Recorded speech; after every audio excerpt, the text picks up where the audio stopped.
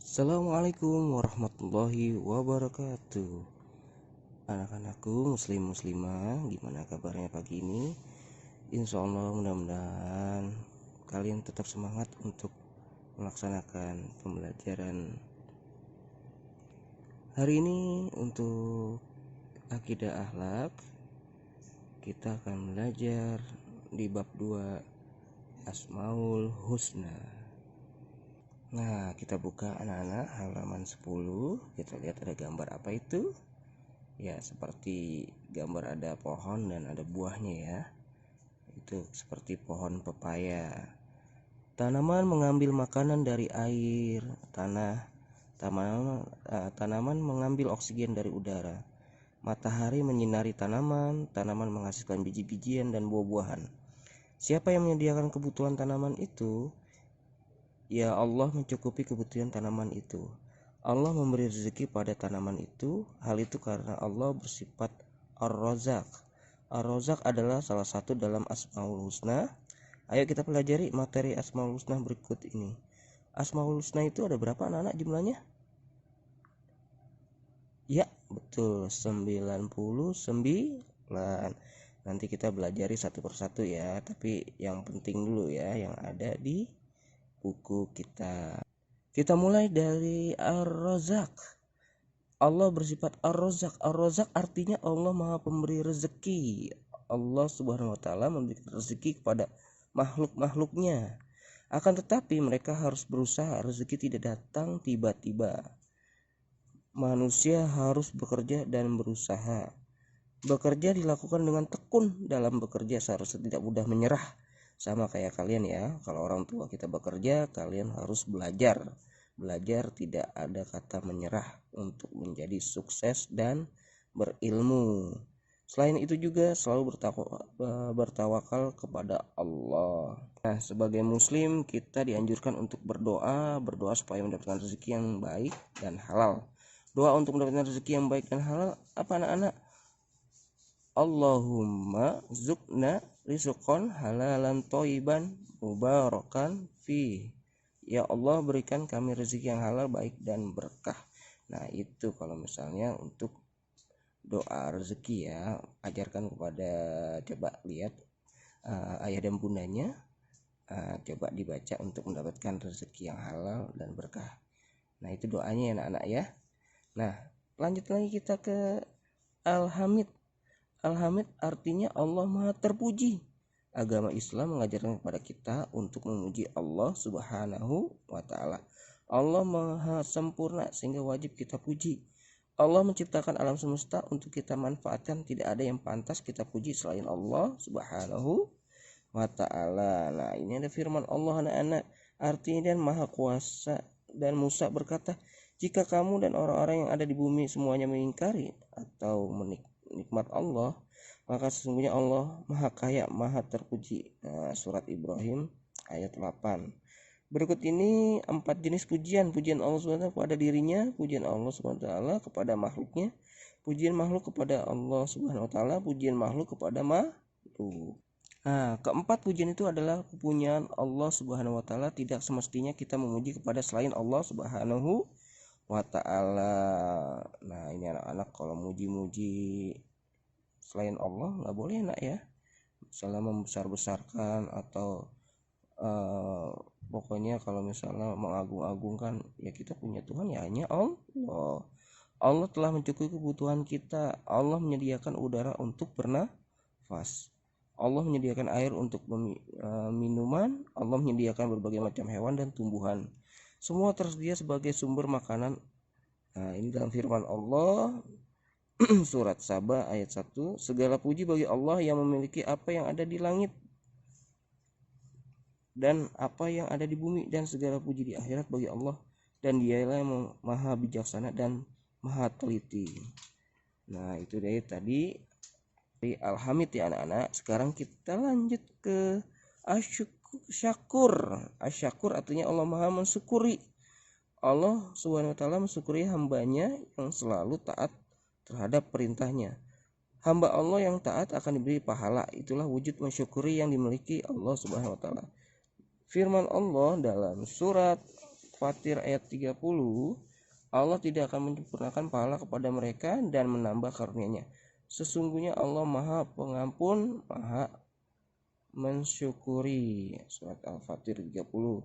Selain Maha Mensyukuri, Allah juga Maha Pemberi nikmat. Sekecil apapun karunia Allah berikan harus disyukuri. Allah memperhatikan hamba-hambanya yang bersyukur. Menerima kebaikan sekecil apapun dari hambanya, Allah melipat gandakan kebaikan yang dilakukan dengan ikhlas. Kayaknya jadi kalau kita berbuat baik atau apapun yang kita buat itu harus ikhlas ya anak-anak. Jangan menggerutu atau diungkit-ungkit karena pahalanya nanti akan hilang. Nah, Allah berfirman nih nak, Al-Baqarah ayat 158. Nah, yang artinya apa? Dan barang siapa yang mengerjakan suatu kebijakan dengan kerelaan hati, maka sesungguhnya Allah Maha mensyukuri kebaikan lagi Maha mengetahui. Nah, contohnya hamba Allah yang berwakaf untuk kepentingan agama Allah.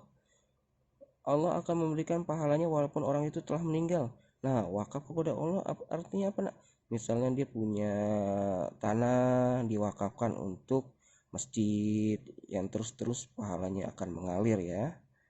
Nah, nanti kita akan lihat video kisah Nabi Sulaiman menjamin rezeki makhluk Allah ya.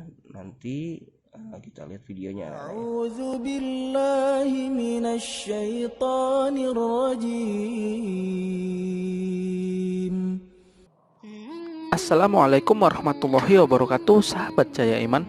Pada video kali ini kita akan membahas tentang terkejutnya Nabi Sulaiman melihat betapa besarnya ikan nun Nabi Yunus. Nabi Sulaiman merupakan salah satu nabi yang terkenal kaya raya. Hingga saat ini, kekayaan Nabi Sulaiman masih menjadi perbincangan heboh di tengah pemburu harta karun. Bagaimana tidak, kisah-kisah masa lalu yang menceritakan tentang harta Nabi Sulaiman membuat mereka tergiur untuk menemukan sisa-sisa kekayaannya yang mungkin saja terpendam dalam bumi. Salah satu kisah Nabi Sulaiman yang cukup masyhur adalah ketika beliau ingin memberi makan semua makhluk.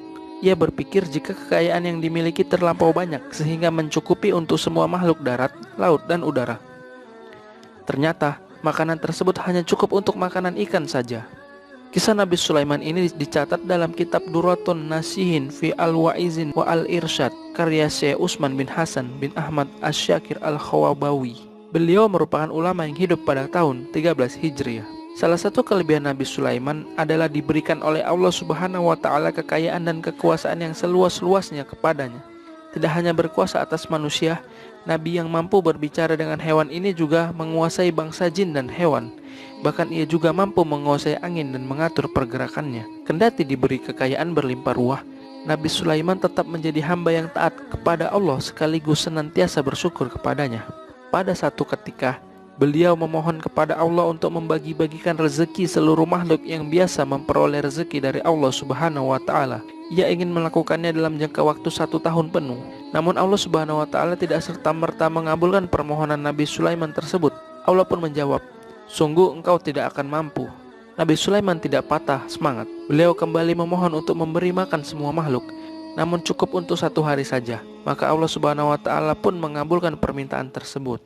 Setelah itu, mulailah sang Nabi memerintahkan bala tentaranya, mulai dari manusia, hewan, dan jin, untuk mengabarkan kepada seluruh makhluk untuk menghadiri jamuannya. Kemudian Nabi Sulaiman memerintahkan 70.000 juru masak dari golongan manusia dan jin agar secara aktif memasak dan menjamukan apa saja yang akan dihidangkan. Mereka aktif memasak selama 40 hari. Setelah itu, masakan dijaga baik-baik. Anak-anak kecil pun tidak diizinkan untuk mendekatinya agar tidak merusak keadaan makanan. Kemudian Nabi Sulaiman memerintahkan agar seluruh makanan dibariskan atau diatur di padang pasir yang luas. Setelah seluruh makanan tersebut diatur, ternyata panjangnya setara dengan jarak 1 bulan perjalanan dan lebarnya diperkirakan sama dengan panjangnya. Setelah persiapan sudah sempurna, maka Allah Subhanahu wa Ta'ala memberi wahyu kepada Nabi Sulaiman. Makhluk manakah yang akan memulai? Nabi Sulaiman menjawab, mereka yang menetap di darat dan di laut. Maka Allah Subhanahu wa Ta'ala memerintahkan ikan-ikan laut golongan besar jenis ikan kakap, hiu, dan lain-lain agar memenuhi panggilan Nabi Sulaiman alaihi salam. Ikan ini kemudian memakan apa yang sudah dipersiapkan 70.000 koki tersebut. Tak disangka, ternyata makanan yang begitu banyak tersebut tidak mampu membuat ikan-ikan ini kenyang. "Hai Sulaiman, kenyangkanlah perutku. Aku masih merasa lapar." Kata salah satu ikan nun. Jawab Nabi Sulaiman, "Belum kenyangkah kamu?" Sahutnya, "Sampai saat ini aku masih belum kenyang." Seketika itu Nabi Sulaiman bersujud memohon ampun kepada Allah Subhanahu wa taala. Ternyata kenyataannya yang demikian banyak tidak mampu memberi makan semua makhluk seperti yang dipikirkannya. Bahkan untuk ikan nun saja makanan tersebut masih kurang. Nabi Sulaiman akhirnya sadar dan berkata, "Maha suci Allah yang telah menjamin rezeki setiap makhluknya." Meski menjadi manusia terkaya sepanjang sejarah, namun Nabi Sulaiman tidak akan mampu menandingi kekayaan yang dimiliki oleh Allah Subhanahu wa taala.